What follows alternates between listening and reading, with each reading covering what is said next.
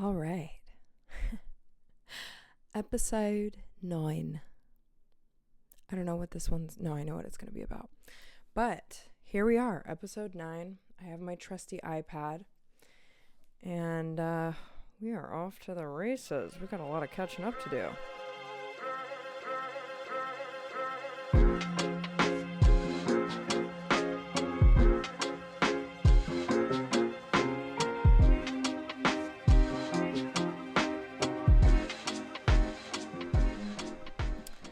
My name is Hannah Lawson, and you're listening to the Misfit Model Podcast with me, Hannah Lawson. And there's a lot I want to talk about today. First of all, let's check in with me. Okay, so what's new with me? Well, I did the Revlon job.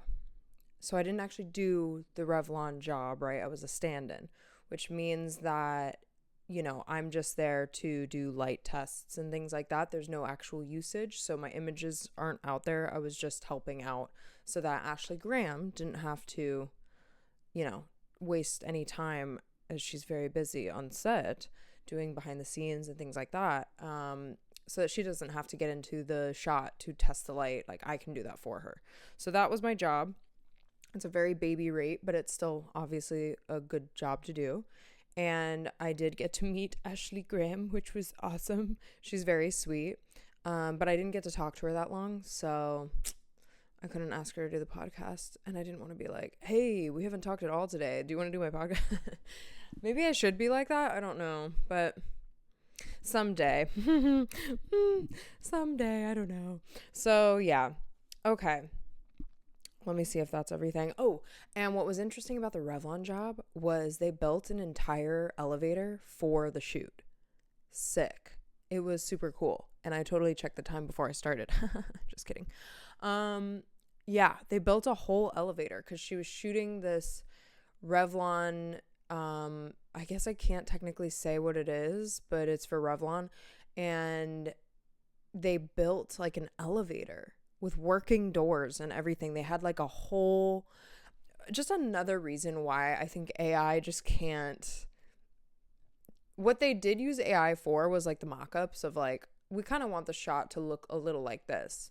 But then in a way, it does make the lighting tech's jobs harder because they're kind of chasing the lighting that the client wants from the AI thing, which might not actually be like physically possible. I don't know if anybody's ever put 2 and 2 together in that way before, but like a lot of what we see from AI is it's not a natural process of lighting or, a natural technique. It's like it's its own thing. So at times it can be difficult to chase that aesthetic from a mock-up of AI, but I mean, they did a fantastic job. It looked so freaking cool. Everybody on set was very sweet. I had a good time. And this is where I want to tell models, you just never know, right? This is the first thing I wanted to talk about, and it ties into like checking in with me and everything too, of like what's happened this week. But as a model, every single thing you go to, every casting, every test shoot, every job, every set, it doesn't matter what you're doing. It doesn't matter if you're top dog or if you're lowest on the totem pole. You need to be on. And that's a lot of pressure, right? Because this job it's already kind of a pressure cooker, but you do need to be on because you just never know who's who.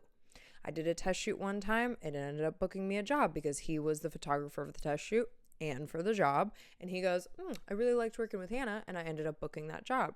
And so I did a little e-commerce for Outdoor Voices. That was years ago. And, like that's what I'm getting at here with the Revlon thing, because I think maybe some people might say, oh, that's a throwaway gig. Like, I'm going to show up and I'm going to do it and whatever, and I'm not really going to pay much attention because I'm not the focal point of this shoot. And that's a mistake. You should be treating it as an opportunity to show your beautiful personality and your beautiful self, because you never know, they always remember you. And that was my next thing I wanted to say. Clients always remember you. You might not think they do, but they do, whether it's good or bad. So it's always good to try to, be positive on set and have a good mindset and attitude, which is why I made the episode a couple episodes ago about, trying to stay positive even if you're having a bad day or life's getting you down. It's important because even at this Revlon job, one of the women was like, "You're doing a great job." And all I'm doing is like, just like a regular little pose for the light to see how the light's going. You know what I mean? But then you're kind of chatting it up with the photographer, and you're chatting it up with the techs, and you're chatting it up with the art director, and you're chatting it up with the producers. And they're like, you're doing a good job. And like, you never know, they remember. And I'm like, oh, I know. A story of my life. I mean, strictly speaking, I don't have the measurements of a sample size. There's no like mid-size sample size, which makes mid-size modeling difficult, and which is why I called this podcast the Misfit Model Podcast, because it's kind of more of an avant-garde take on the whole industry that I think is super important, because hello, you can not fit a box and still have a career. And this is like a life lesson. Like, don't think because you don't fit that box, or because it's not something you're something, how do I want to say this? Don't think that because you're something no one's ever seen before that you're not going to make it. You might be exactly the thing the industry needs. Your uniqueness could be the thing that other people need. You just never know. You never know. So don't sell yourself short, and don't forget that clients don't forget you. So in line with that, I, booked a very awesome campaign for Aerie that's shooting next week. Super excited. Super, super excited. And get this. I wonder if I have, let me see if my notes are like synced up to my iPad. Because if that's the case, then we could refer back. Let's go here. 2025 jobs. Okay. Get this. December 8th, 2024. Okay. Over a year ago. Basically a year and a half ago. December 8th, 2024. Okay. Aerie called me in for a test day. And this was very like strange for me. This is not every day that this happens. Oh shoot, now what do I do? Oh yeah, I didn't put it in my notes. Never mind. Sorry everybody. So Aerie flew, their headquarters are in Pennsylvania, in Pittsburgh. They flew me to Pittsburgh to do a test day, which was basically like, we're going to try her out. It's not too far from New York. We'll pay for the flight. We'll pay for your hotel or whatever. And we'll, test shoot you a little bit and see how it goes. And they paid for that too. Like they paid like a good rate. And I was like, okay, like this is promising. I'll probably do their next campaign or something like that. You know what I mean? Because how far do you really get when you're like flying the chick out to do a test day? Like you have to want her at that point, like really want her. So, and keep in mind, let me say this too. I totally forgot until just now.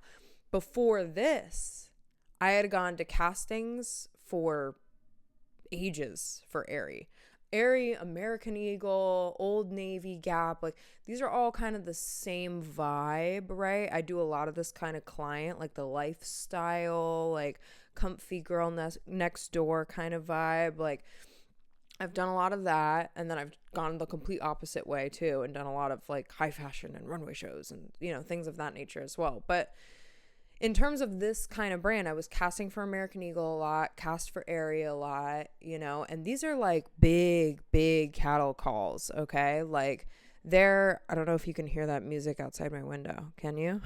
I hope not. If you can, oh well. This is Washington Heights. We're in the Heights, okay?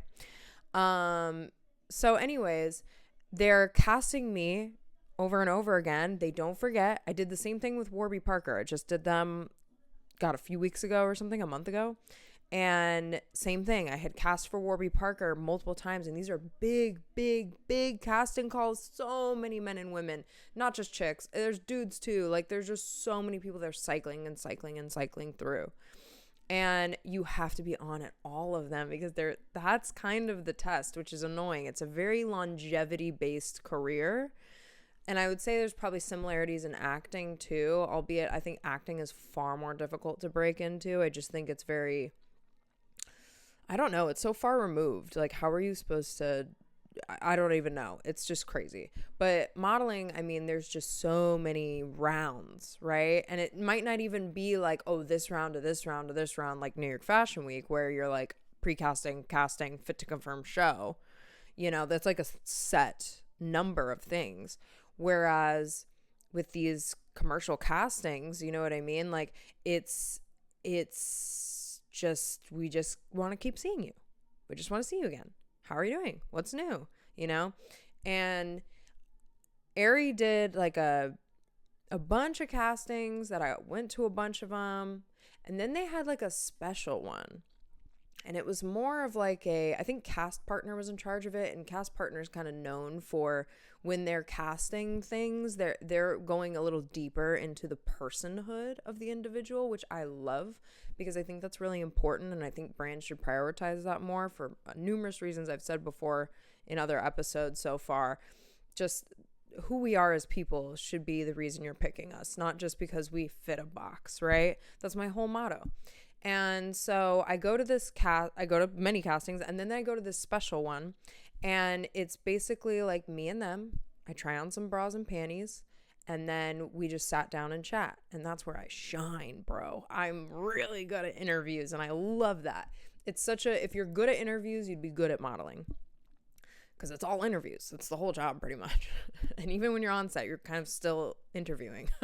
So I sat down with them and they got to know me. I told them about the blacksmithing and, a couple other things about myself that I like to paint. I don't know if I've said this before, but all the paintings behind me I've made myself, and they're me actually from different shoots.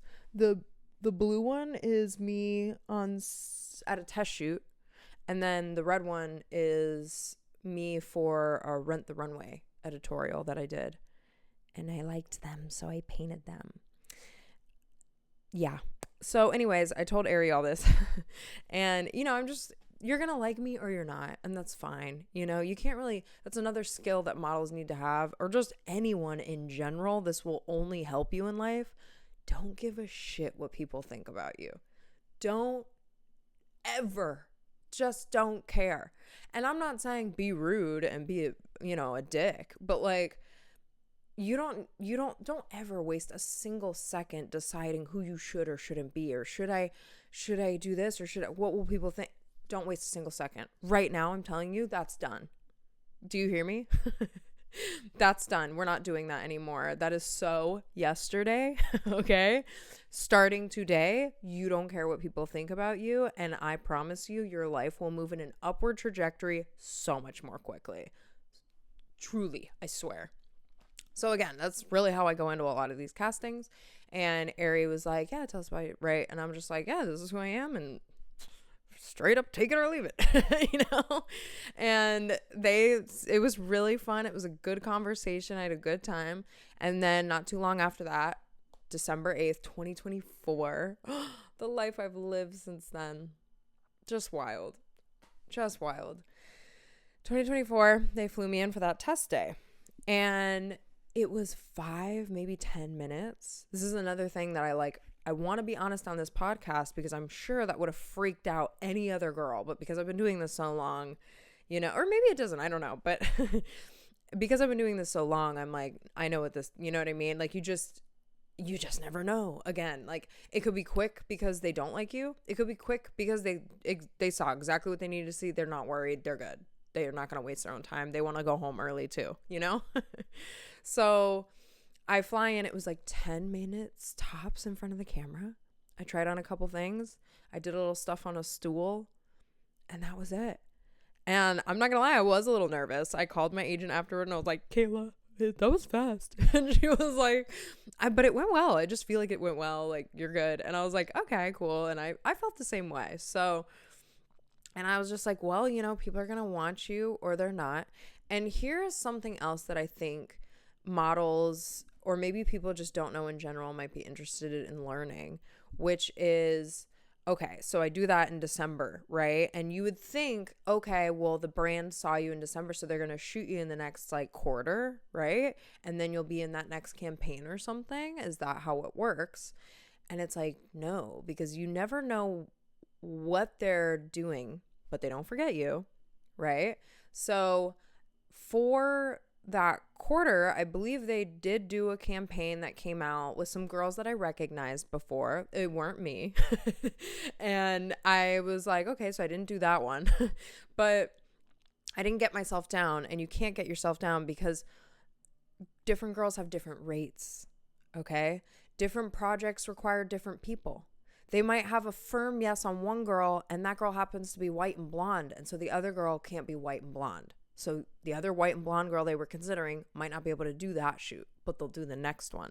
These are the kinds of decisions that have nothing to do with you, but are impacting you, and you can't take it personally.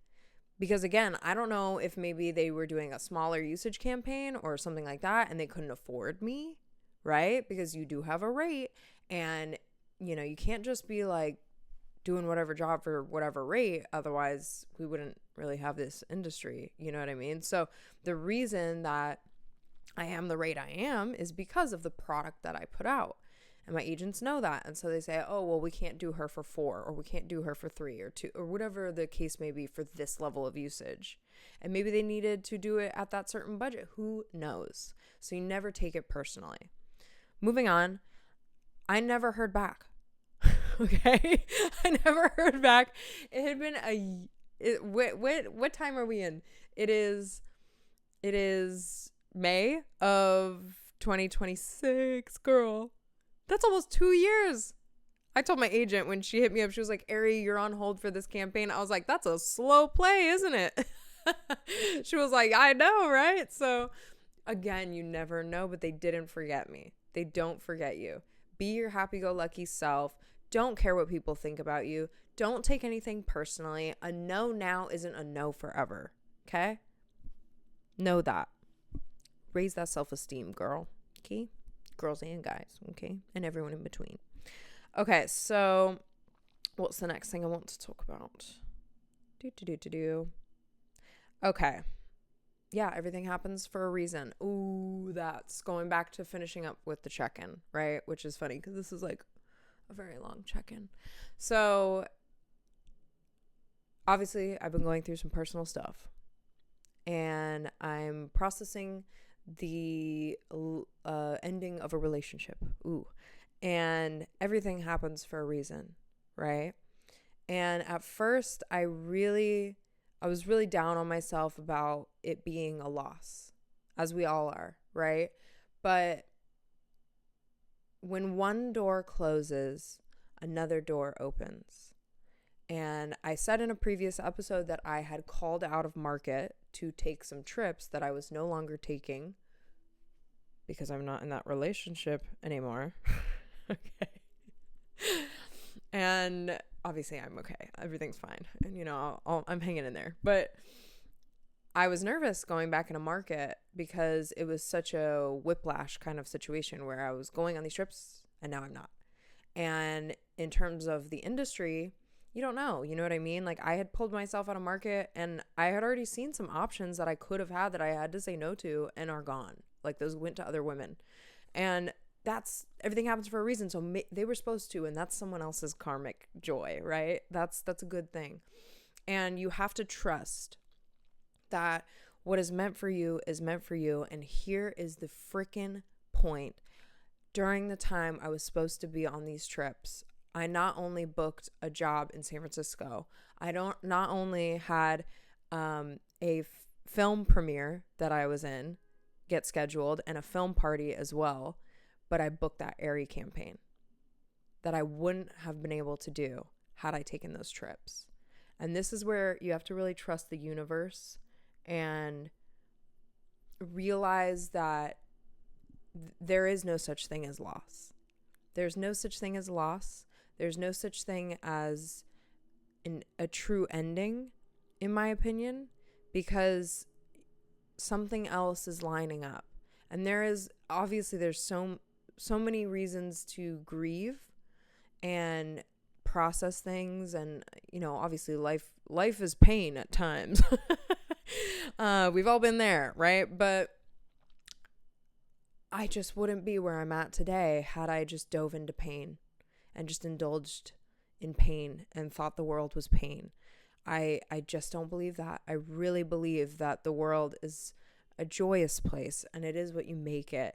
And I don't want to care what people think of me, and I want to move about life and explore and be happy and enjoy myself and learn and make mistakes and grow in those mistakes, grow from them, and move forward. Because what else can you do? You know what I mean? Like, there will be things that happen, but you know what? Even if the worst things possible happened to me, I wouldn't have lost a thing because of the tribe that I have around me and my community. Building community is like the best thing you can do for yourself.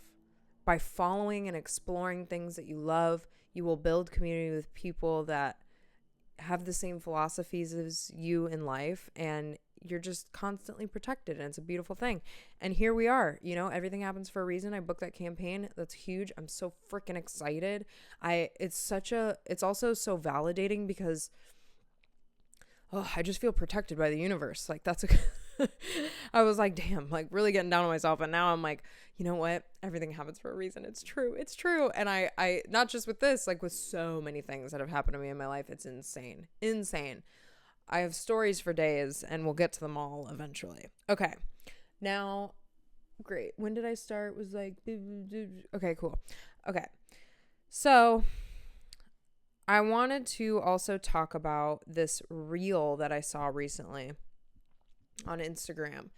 And it was a model, and she was talking about how she felt she lacked autonomy in her job because she had to be a mannequin at work, right? Like, she's getting her hair dyed or cut for this or fried off for that, and they're not using heat protectant, da, da, da, da, da. And this is where I want to caution this. First of all, people in general, not just models, but people in general. The world is what you make it, okay? And you can't be afraid to miss out on opportunities, right? Because loss doesn't exist. Can't be afraid to miss out on opportunities because you feel like you don't want your hair fried off or something like that. You absolutely have to, you got to knock that off. You have to put your foot down.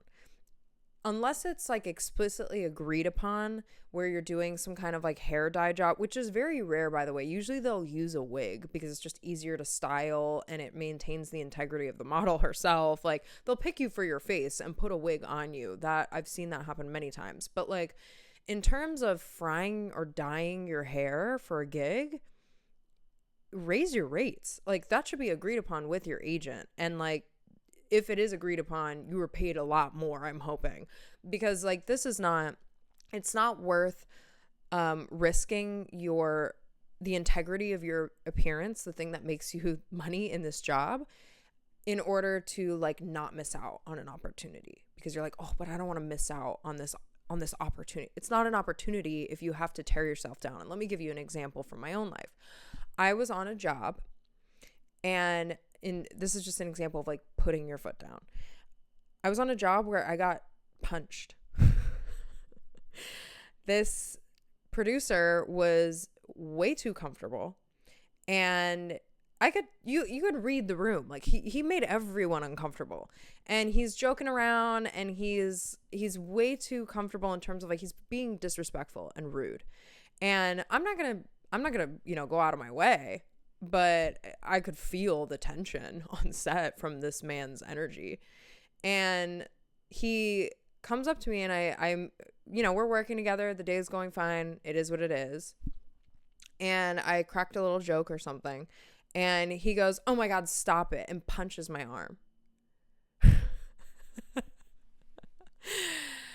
And I said, maybe I should move the mic away from me if I reenact this, but I just go, "Don't touch me." Just like that. A little scary. You have to be firm. And not only did that guy absolutely soldier-esque get into line, he you could tell no one, he was like a rambunctious toddler. No one had told him like, hey kiddo, you gotta calm the hell down. Like, hey, we gotta take it down a peg, because what's going on? Like, this is you're an adult, this is a professional set, I'm paid to be here, I'm paid to do a job, and I can't do the job if you're punching me in the arm. That's weird. That's a total violation of do not touch me, do not touch me. And I said that explicitly, and the rest of the shoot was not only pleasant, not only was he so respectful after that, the rest of set was chill. Everyone else on set was like, like somebody finally like said something. And I can understand them not wanting to say something because they probably work with this guy a lot. They're on the same company. They're in the same company, or, you know, something like that. But like me, I'm in for the day and I'm kind of out after that. And to me, is the thought of not booking that client again in my head? Absolutely. But why would you want to work for a client that disrespects you? Hello? Plus you just never know, right? Let's go back to that. This guy could get fired tomorrow for that. Somebody might have seen that. Maybe he's got to hire up. Or these are behavior issues that don't just start and end with that, obviously. These are behavior issues that have probably been persisting. He might get fired for that. And then that client, you know what I mean? There's so much movement. So don't quiet yourself or make yourself small, model or not, in any context, because you're scared that if I put my foot down, I might miss out on something. You only miss out on things if you don't put your foot down. Understand? And we're not freaking surprised, but that client took 1.5 years to pay me. 1.5 years, girl. They paid. I kept bugging and bugging and bugging and bugging. I told my accountants that want me now. I'm like, you talk to them every freaking week. You hear me? I'll bring you chocolates. I'll bring you cupcakes, but you gotta call their butts every week, okay? And they did pay, but I mean, goodness, they had to pay in installments, and it was like less than $1,200.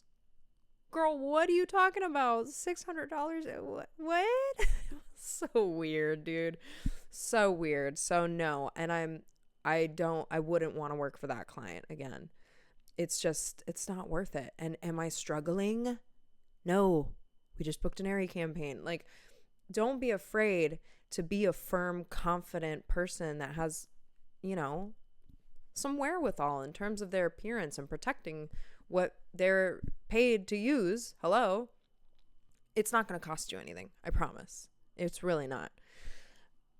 In another sense, I also want us to go back to, you know, the nose job thing. Like, somebody told me to get a nose job. Hello? Like, not everybody's right either. So don't put your faith in people that are on these sets that might not, they're not always going to have your best interest at heart. So again, like, don't take it all for gold. And going back to that reel, like, we don't need to do this. We don't need to do jobs that disrespect us, that aren't taking care of our hair. You are so entitled to speak up on set. Know that. Hey, you know, I had one guy and he was like, people tell me I'm really rough with hair. And I was like, yeah, you are. And he got gentle. I'm a professional. I'm not playing games. I'm hired to be here. You know, empower yourself a little bit. Like, no, this is my hair. I'm a living, breathing person. I'm not a mannequin. I'm not a wig, you know. Yeah, things will hurt. We need to get out of this America's Next Top Model mindset where you need to be a blank slate and just handle it. Absolutely fucking not. If you feel disrespected on set, if you get punched, what the fuck? If somebody's pulling your hair, if a makeup product is giving you a reaction, you take that off. Like, handle it. Get strong, please. You're entitled to that. You should be doing that. Okay? That's obviously, you're not going to be rude. And again, you're not going to be a dick. But please have the confidence and know this, have the self-esteem that it's not going to prevent you from being booked ever again. Like, to do that. In fact, I'll leave you with this last example. I was on a job for same parent company, 2 different clients. One client, the makeup artist, hair artist, whatever, was like, I hate your hair. And I was like, excuse me? She was like, yeah, like, I just hate it. It's all one length. And I'm like, so talk to the art director. I'm hired. This is the hair I have that they hired me with. And that's it. Anything else? And definitely not going to put any merit into somebody saying they hate so-and-so about anything. Absolutely not. Like, you're paid to be there. If something's amiss with what you're paid to be there with, then goodbye. End of discussion. Same parent company, different client. I love your hair. Oh my God, I love your hair. It's all one length. It flows in this picture like a waterfall. It looks so cool. Okay. You'll have one person tell you they hate it and one person that tells you they love it, and it's making the campaign. Okay. So don't worry. Don't get to set and be like, oh, well, I need to be a blank slate. I need to be appeasable. I need to be easygoing. Like, I'm paid to do. No, you're not paid to roll over and take it. You're paid to show up as what you are. And if they want to change anything, they should have talked to your agents beforehand, because that costs extra. Understood? Okay. And with that, that is episode 9. Oh my God. Thank you so much for listening, and I'll see you next week. Bye.